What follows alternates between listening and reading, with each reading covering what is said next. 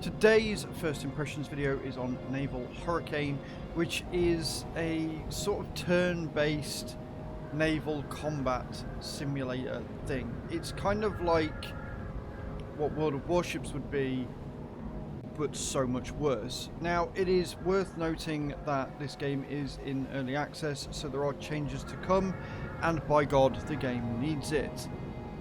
However, as always, we'll go through the settings first, and then we'll jump into a mission, and I will kind of show you why I think this game is god-awful, and in its state, it is currently not worth the £7 being asked for it. So the options. I mean, for a game that is boasting 3D textures, water, you know, you've got rain going on around it, you've got sound assets and stuff, this is not good enough.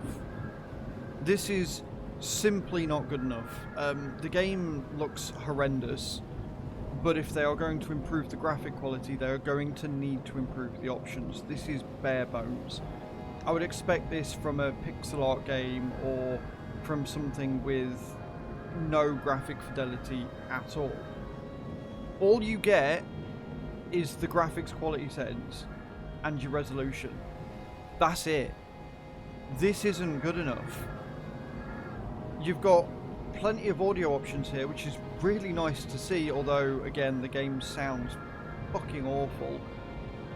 And then you've got your key bindings, which are rebindable, and you're going to need to, because they make no sense. Literally no sense.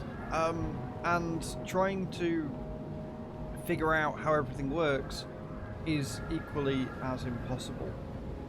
Yeah, I'm not impressed. I'm very, very unimpressed. Okay, one of the biggest problems that this game is going to have is that it doesn't have a tutorial. And it's taken me 3 goes to record this bit now, because every time I record it, I say one thing and then discover that it's actually the opposite, because the game doesn't tell you anything. The way that you move the ship and then fire is done in like a turn-based sort of way, which is why you've got this timer on here, which is a really odd system and doesn't make much sense, because you've either got to fire when you know we're near the ship, or you can skip the fire, but that just is extra clicks. Just let me maneuver it. Maybe I've been spoiled with World of Warships and how that works, because that is seamless, and if this is designing to be sort of like a paid competitor, it's got a long way to go. But you move and then you fire. That's the basic principle. Now, the way that you change your power is with this thing down here.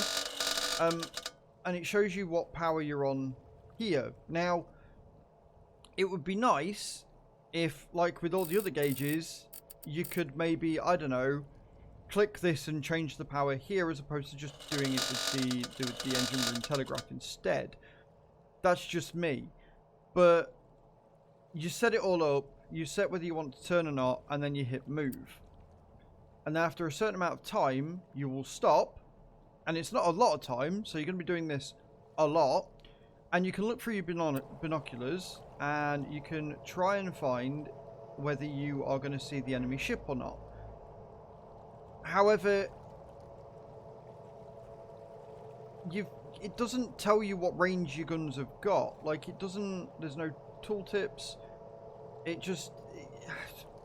There is a range, but I don't know how far away that ship is. Right?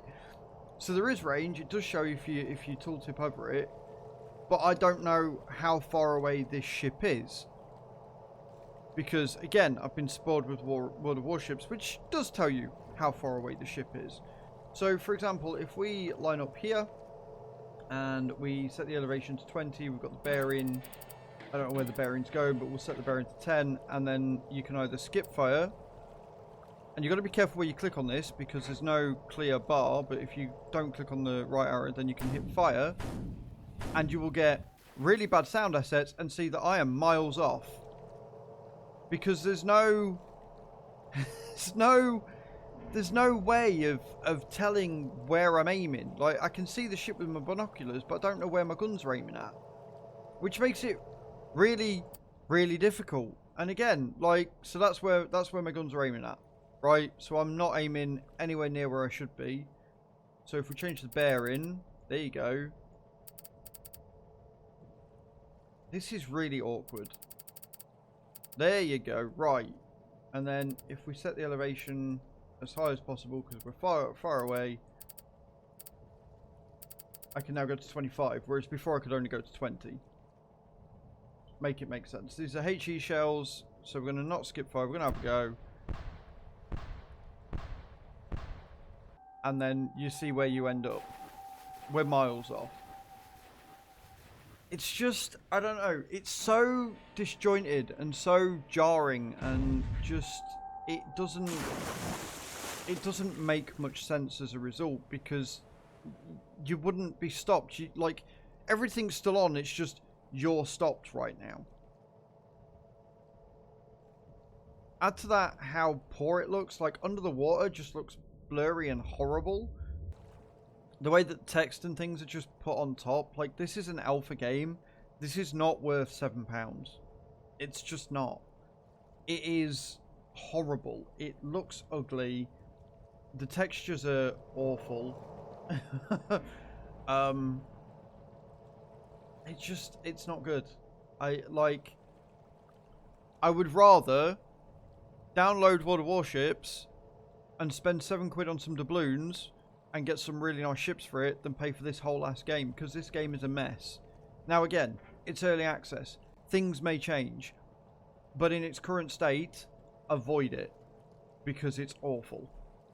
Thank you very much for watching, and I will see you all next time. Ciao, ciao.